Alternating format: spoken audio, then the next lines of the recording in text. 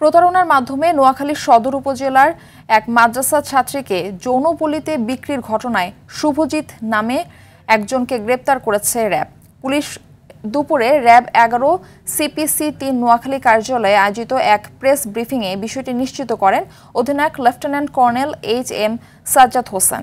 এর আগে গেল সন্ধ্যায় সাতক্ষীরা জেলার শ্যামনগর গ্রামের মৌতলা এলাকা থেকে তাকে গ্রেপ্তার করা হয়। অভিযুক্ত শুভজিৎ মণ্ডল সাতক্ষীরা জেলার আশাশুনি উপজেলার বদরতলা গ্রামের ছেলে। র্যাব জানায় ভিকটিম নোয়াখালী সদর উপজেলার বাসিন্দা এবং স্থানীয় একটি মাদ্রাসার 10ম শ্রেণীর ছাত্রী।